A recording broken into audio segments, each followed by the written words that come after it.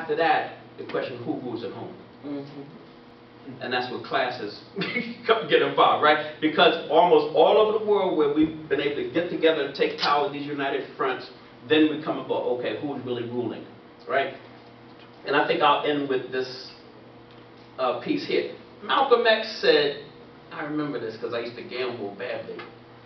Malcolm X said, if you're in a game, you're playing a game, and you always lose. Anybody know the second part? What's happening? The game is rigged. Somebody's cheating. Somebody's cheating, right? So the baseline thing about radical change is you need to change the rules of the game. Right? They have made these power arrangements and things like that, so they always win. So if you play that game, they always win. It's rigged, right? They call it plan A to Z. Right. So if we're going to struggle and take control of these institutions and different things, when you get there, you're supposed to change the rules of the game, right? So you know, think about slavery. Slavery was legal, right? So here you have black, unemancipated black workers creating all the wealth, and by the rules of the game, somebody else took the money, right? It took a civil war to change the rules of the game there, right? So ultimately, if you go through all that shooting and disruption, and you get in there, and you don't change the rules of the game, you do all that for nothing. Right? And I know in South Africa they must be feeling that way. The miners, you know, all the struggle they went through and they just got shot down, right? But this is happening all around the world. So what we're doing today is part of a global discussion. Everybody in the world is trying to figure, okay, this system is collapsing in front of our eyes. What's the alternative? Finish. What's the alternative? That's our responsibility to sit down and think about, okay, if this doesn't work, if they don't know how to do schools anymore, they're showing that they don't know how to do it, right? They don't know how to do social welfare anymore. They don't know how to run it. Well, why are you there? Right? So the question is, but then after we say that, you know, before we say, oh, put Joe in and he'll set you free. Well, hey, we need to have a program for Joe, okay? Right? Or Joanne, right? You need to have a program, and ultimately, I mean, your vision of a different society, something's going to work step by step, immediate, intermediate, long range, but ultimately, as far as I'm concerned, you have to change the rules of the game, because this deck has been stacked for a long time, and we put black faces and Latino faces in high places, and the game is the same game. So we need people who are actually going to change the rules of the game, and that does mean things like legislation, right? If you're an artist, right, why should it be that if you create music and stuff like that, somebody else always makes the money? Well, the people in power will do the law that way. You see what I mean? So if you're going to let, say, a president or a governor or something like that, when they get in there, what they're supposed to do is change the rules of that game. Right? Otherwise, it didn't happen, right? And you went through all that, and you're stuck there. So I think everybody, you know, the good thing is that I think a lot of people see this now, right? And I think we're all involved in this global discussion. But I would say, in terms of getting numbers of people out, one thing that drove the violence, obviously, pulled a lot of people out, and people were angry about that. But I think that the fact that we addressed the people's issues, that we dealt with welfare rights, and when we had the conventions, the Welfare Rights Organization ran the welfare workshop, and they came out, we won power, this is what we want to see happen. The tenants ran the tenant workshop, I think I was in that workshop, and they came out, this is the agenda. So each segment, they knew kind of, you know, they had been struggling over that issue for a while. They brought their own constituency there, and they used that to, and then that was the agenda the politicians had to run, and that was their political program. I think I'll stop there and let you guys run it. Mrs. Baraka, could you also, if you can, give us a little bit of background in terms of just the nooks and crannies of political organizing? What are some of the things that must be done at the beginning so we can understand what needs to be done politically? I think Professor Souleo, I think he did a pretty good job of explaining as to how you come to organizing things. But one thing he did not mention was the question of women, how the women began to get involved in the organization, and how the struggles that, particularly in relationship to the welfare rights question. There's a woman named Rula Saunders. She was the national chair of the Welfare Rights Organization. And interesting enough, when Asada Shakur, known as Joanne Chesmar at the time, when she was locked up, it was the Welfare Rights Organization here in Newark that actually pulled together an organization to, before she was delivered out of Trenton, to help, secure her freedom, so to speak. We went down there and demonstrated and helped her out, and wrote letters and did everything that we could do, and created the pins that said I am Asada after she broke out of prison. But one of the things that we were faced with as women, like he said, the United Brothers. Well, we created a sister organization, and this came about as a result of the men would be meeting, and they would have girlfriends and wives, and they would hang around the house there, because that's where the meetings was basically taking place. So it hit me, because I've always been political since I was 16 years old. And I said, oh, this is not going to work, because I'm not going to sit here and listen to this. So we started talking to the women, and we created, a women's group to work as a sister organization with them. And why was that important? Because we talked about the United Brothers, which turned into the Committee for a Unified Newark, when we had the location there on 502 High Street. There were women there working. I remember Shabazz and Harley there with Shabazz, and all those women were working in there. But these were like community women who did not have the same kind of politics that we had, because we had we had a conscious idea of what we wanted to do, which was to liberate, our community, and to also liberate our families in South Africa and Zimbabwe and Angola. So we had an agenda, and these women had a 9-to-5 job. And so what we did initially was replace them with the women in the organization. We had study circles, because the men actually, I don't know how they did it, because they didn't allow us in there with them, but I know how we did it.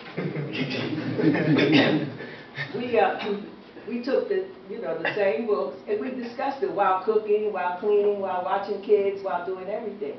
And we had these long discussions. And we decided this when we went down there. First of all, we had this, it sounds funny now, but the miniskirt and things like that was out. And it's almost like it is today with, women half naked walking around. And so we had this kind of idea that we should not be so sexually like that, and we were political. And we didn't want them looking at our bodies, we wanted them dealing with our heads. So we went down there and removed these women out of there one by one. Salima was a friend of mine. She was a typist, and she took students. She used to work for a lawyer, and we put her in there, and then she taught other women how to take stenography and so forth. Because we had to find a way to get in there. And once we established ourselves in there, then other women started coming to us, because we were wearing the African clothes. We were the first in this community to start braiding hair.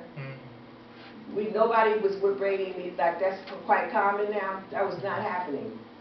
We had a couple of sisters in there. I think it was Sanamu and Barbara King is one of them that are here. They could braid hair. And in between the work, we started braiding hair. And then other people in the community wanted to know, how did we do this?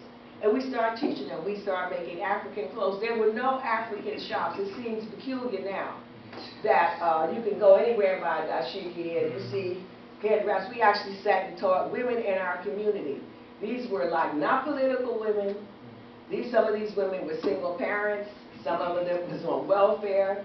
Some of them were married. We taught them how to make dashikis, how to make national dresses. This slave who passed away last year, we actually taught her, and she started a business. She was making dashikis and suits for some of the brothers in the organization and in the neighborhood, and she was making money doing this. So this became a good idea. Then we opened up the first and last store when we set up the store, but that was with Charlie, Salima and his wife Salimu, they had the store, and then it was turned over to Amitti's father. So not only was it organizing, but we was giving the community something that they could use in terms of economics as well. Because then we started books, you know, African books and things on it. We made coloring books for children. We did many of these things. And it kind of picked up. It was not our intention. I wish it had been. We probably would have did better with it. But just by doing things and being interested in certain things, and like we said, meeting the needs of the community. Because the school really didn't meet one of the needs, because the children on the block, these were after school programs, by the way. This had nothing to do with charter schools. These were schools that, because we were always independent of the government, because we didn't want the government in our lives, because we knew they would dictate to us. So that's why we called them liberation schools. So that was one of the things. And the women in the community and the men, they were grateful to the fact that we took their children and taught them how to read and write. We had a newspaper that the children on the block created themselves. My husband, he was the editor of the paper. Then he taught one of the children to edit the papers. They go around, knock on neighbors' doors and things, and ask them what did they want to talk about and whose birthday it was and what was going on in the community. And they put out this little paper. And their parents were very impressed. And they want to know what is going on in that house across the street. And so they would start coming. Then we created the Block Association. And that's when we had the place where we shut off that street there on Sterling Street. And just people in the community began to see that these people might be useful and they might know something. This is all pre-1967 rebellion. Because after the rebellion, things did, you know, change. And it escalated in terms of our organizing, as you said. It helped the organizing in that sense, because some of the things we have been telling the community, they could clearly see this was true. Because there was a brother who got killed down here in the Ironbound. The rumor was that the police had busted him in the head with a typewriter or something, but I know he got dead. And so it was rumors about people getting killed all over the city, but nobody was actually organized to do anything about it. But after the John Smith thing happened, and Amitty got arrested, and then the police, the community saw the police when they came on Sterling Street and shot up the street and shot through our windows and stuff. And they actually took, now I always think this is very important, they knew who, at the time, Roy Jones was, and they knew what he did. When they broke in our house and shot up the street that night, the next morning, we were afraid of one thing, that they were going to burn the house down to take his papers, because they had already arrested him by this time and said that he was arrested for inciting a riot. The neighbors came into the house and helped me pull out drawers of his works in the file cabinet and carried it to their house and hid them. And hid them. They had come in there, which they did, but they didn't do anything. If they had to come, they wouldn't have got anything. We took it out in the middle of the night. We just, Miss Johnson had some, Miss Stokes had some, and all these women are dead now, because they were much older. But their children are alive and well and can tell their story, because their children helped us move it. Because Roy was locked up. He was in jail. He and two other guys. They were locked up. And I will never forget that, because, and I always, for the rest of my life, will be grateful to them and their children for that. Because that could have ruined him, because all of his stuff, they came in, his file cabinets was like huge, and they hid him. Well, I remember when we brought students here to do voter registration for the election. They came from D.C., they came from Chicago, and I was going to school in Pennsylvania. And what they asked me after being here for the weekend, they said, "Is that for real? Or did they just put on a show for us?" Because that's the best thing I've ever said. I said, they're not doing a show. That's what they do 7 days a week, nearly 24 hours a day. It was, you know, but it would seem like most of the things we did came out of struggles. You understand what I'm saying? So even the departments we had, they were like, after a while, you had to institutionalize. You were trying to help people do police brutality, where you needed a whole department for that, right? So we had Safi and Fawasi set up a public relations thing, right? Because once you have to do these things over and over again, people start to get, and Souleo, of course, just trained a lot of people in basic